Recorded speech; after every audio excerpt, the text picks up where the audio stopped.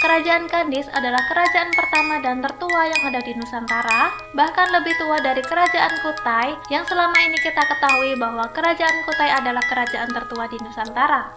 Hai semuanya, Assalamualaikum warahmatullahi wabarakatuh. Selamat datang kembali di channel aku Nova Mustikasari.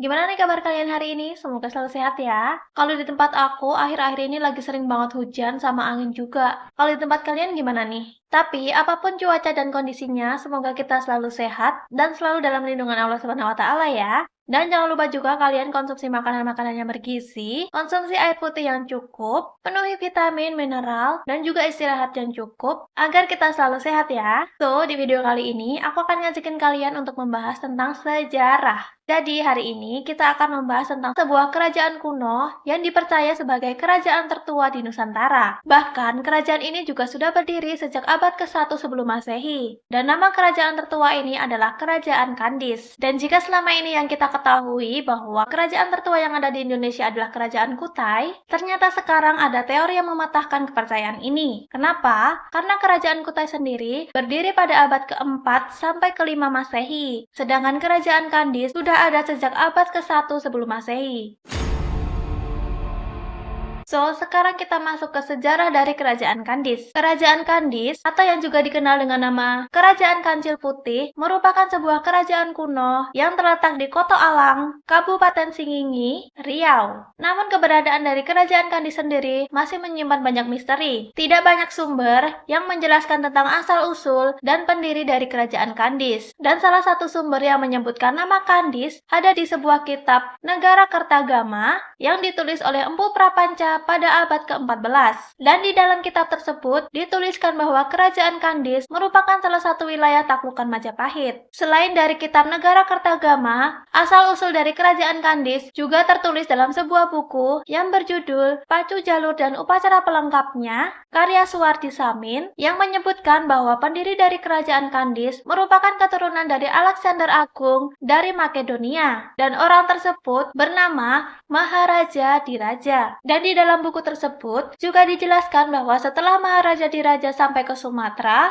beliau lantas mendirikan sebuah kerajaan yang saat ini dikenal sebagai Kerajaan Kandis. So, sekarang kita masuk ke poin sejarah berdirinya Kerajaan Kandis. Dan seperti yang sudah aku sebutkan tadi di atas, bahwa Kerajaan Kandis didirikan oleh seorang keturunan dari Alexander Agung dari Makedonia yang bernama Maharaja Diraja. Kemudian, Maharaja Diraja pun diangkat menjadi raja pertama di Kerajaan Kandis. Tapi di sini aku tidak menemukan nama istri dari Maharaja Diraja. Tapi, Maharaja Diraja memiliki seorang anak laki-laki yang bernama Darmaswara dengan gelar Mangkuta Maharaja Diraja atau Putra Mahkota Maharaja Diraja. Dan gelar lainnya adalah Datuk Raja Tunggal. Jadi setelah ini, kita sebut namanya Datuk Raja Tunggal aja ya. Datuk Raja Tunggal pun dibesarkan di lingkungan kerajaan dengan pendidikan yang terbaik. Dan setelah dewasa, Datuk Raja Tunggal dikenal sebagai orang yang sangat cerdas dan bijaksana. Kemudian, dia pun menikah dengan seorang wanita yang bernama Bunda Pertiwi. Dan setelah sang ayah meninggal, Datuk Raja Tunggal lah yang mewarisi tahta kerajaan. Datuk Raja Tunggal pun kemudian diangkat menjadi raja kedua di Kerajaan Kandis. Dan sekarang kita masuk ke masa kejayaan dari Kerajaan Kandis. Kerajaan Kandis merupakan sebuah kerajaan yang sangat kaya karena memiliki wilayah yang sangat subur. Sehingga Kerajaan Kandis memiliki hasil bumi dan juga hutan yang sangat melimpah. Dan salah satu komoditi terbesar yang dihasilkan oleh Kerajaan Kandis adalah rempah-rempah, khususnya lada. Selain itu, dari hasil hutan, Kerajaan Kandis juga menghasilkan damar, rotan, dan juga sarang burung layang-layang. Bahkan, tidak hanya dari hasil pertanian dan juga perhutanan, bahkan kerajaan ini juga memiliki hasil bumi yang melimpah. Kerajaan Kandis juga dikenal sebagai kerajaan penghasil emas dan juga perak. Dan di masa pemerintahan Datuk Raja Tunggal, Kerajaan Kandis semakin berkembang pesat. Tidak hanya rempah-rempah, Datuk Raja Tunggal juga memerintahkan rakyatnya untuk membuat sebuah tambang emas di kaki Gunung Bakar yang dikenal sebagai tambang titah. Jadi, Kerajaan Kandis memang sebuah kerajaan yang sangat kaya dan juga makmur. Dan berdasarkan buku Atlantis Indonesia, karya Santu, Sabang Piliang, hasil hutan dan juga bumi dari Kerajaan Kandis juga diperdagangkan sampai ke Semenanjung Melayu. Menteri Perdagangan Kerajaan yang bernama Datuk Bandaro Hitam menjual hasil bumi dan juga hutan dari Kerajaan Kandis menggunakan ojung atau kapal kayu. Dan setelah Datuk Bandaro Hitam sampai ke Malaka dan menjual dagangannya, beliau juga tidak kembali ke Kerajaan Kandis dengan tangan kosong. Datuk Bandaro Hitam akan kembali ke Kerajaan Kandis dengan membawa kebutuhan kerajaan dan juga masyarakat. Jadi, Datuk Bandaro Hitam pergi ke Malaka membawa barang dagangan dan kembali ke Kerajaan Kandis dengan membawa bahan-bahan kebutuhan kerajaan dan juga masyarakat yang mungkin belum tersedia di Kerajaan Kandis. Dan itulah sebabnya hubungan perdagangan Kerajaan Kandis dan juga Malaka sangat baik, bahkan membawa Kerajaan Kandis mencapai masa kejayaannya. Bahkan karena Kerajaan Kandis ini merupakan sebuah kerajaan yang sangat kaya dan makmur, memiliki hasil bumi dan juga hutan yang sangat melimpah, banyak kerajaan-kerajaan lain di Nusantara yang juga ingin menjalin relasi dengan Kerajaan Kandis. Dikabarkan bahwa Kerajaan Kandis juga memiliki hubungan perdagangan yang baik dengan Kerajaan Sriwijaya, Jambi, dan Majapahit. Tetapi, walaupun Kerajaan Kandis merupakan kerajaan yang sangat kaya, makmur, dan juga sejahtera, ternyata kerajaan ini juga mengalami masa kemunduran hingga pada akhirnya kerajaan ini pun runtuh.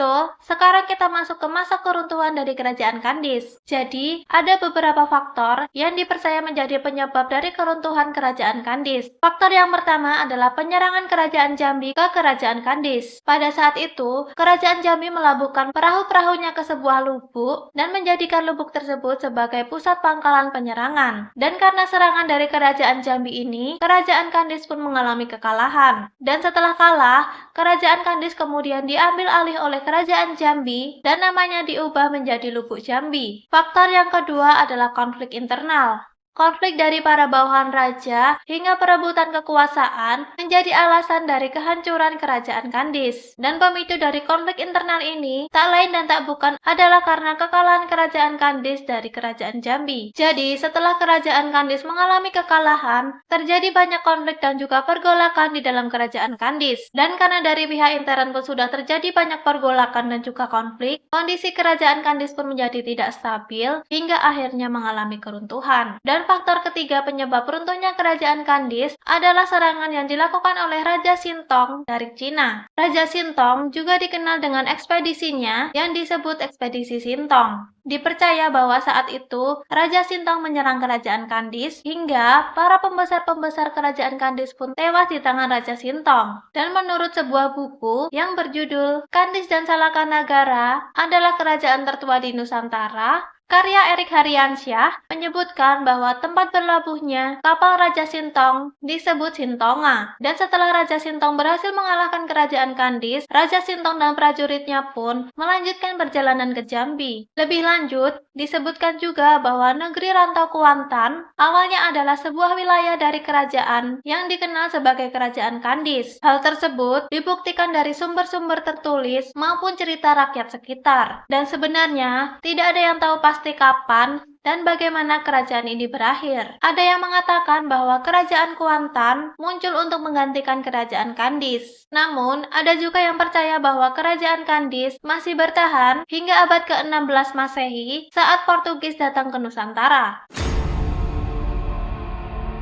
Dan sekarang kita masuk ke segmen terakhir tentang peninggalan-peninggalan dari Kerajaan Kandis. Tidak seperti kerajaan-kerajaan kuno lainnya, Kerajaan Kandis tidak memiliki sebuah prasasti atau catatan khusus yang menjelaskan tentang Kerajaan Kandis. Tetapi ada beberapa tempat ataupun benda yang dipercaya menjadi peninggalan dari Kerajaan Kandis. Dan peninggalan yang menjadi bukti adanya Kerajaan Kandis yang pertama adalah Tambang Titah. Tambang Titah merupakan sebuah tambang emas yang dibangun oleh Raja Tunggal di kaki Bukit Bakar. Dan tambang titah ini juga menjadi salah satu bukti penting dari peninggalan Kerajaan Kandis. Bukti peninggalan yang kedua adalah ditemukannya bukit-bukit yang berada di sekitar area perdagangan. Bukit-bukit tersebut konon katanya adalah sebuah bukti peninggalan dari kerajaan Kandis. Di sekitar bukit-bukit tersebut juga ditemukan batu karst atau batu karang. Pada lereng timur bukit, sekitar 1.200 meter dari sungai, juga ditemukan sebuah mulut goa yang diduga sebagai pintu masuk istana. Pintu ini memiliki tinggi sekitar 5 meter dengan ruangan di dalamnya sejauh 3 meter. Sementara itu, pada lereng bukit bagian selatan hingga barat, ditemukan sebuah teras sebanyak 3 tingkat, dan bangunan tersebut diduga sebagai bekas cincin air. Tapi sayangnya, sebagian besar dari bangunan tersebut sudah mengalami erosi yang sangat parah, sehingga sangat curam. Ikatan Ahli Arkeologi Indonesia atau IAAI juga sudah pernah melakukan penelitian sebanyak 3 kali di daerah yang dipercaya sebagai bekas kerajaan Kandis pada tahun 2005, 2007, dan juga 2010. Dan dari penelitian tersebut, mereka menemukan sisa-sisa bangunan yang tersusun dari batu bata merah. Itulah tadi beberapa peninggalan sejarah sebagai bukti adanya kerajaan Kandis di masa lalu. So, itulah tadi pembahasan kita hari ini tentang kerajaan Kandis, sebuah kerajaan kuno yang dipercaya menjadi kerajaan tertua di Nusantara. Dan kalau misalnya informasi yang aku sampaikan di video ini kurang tepat, atau ada informasi-informasi tambahan, kalian bisa komen di bawah ya,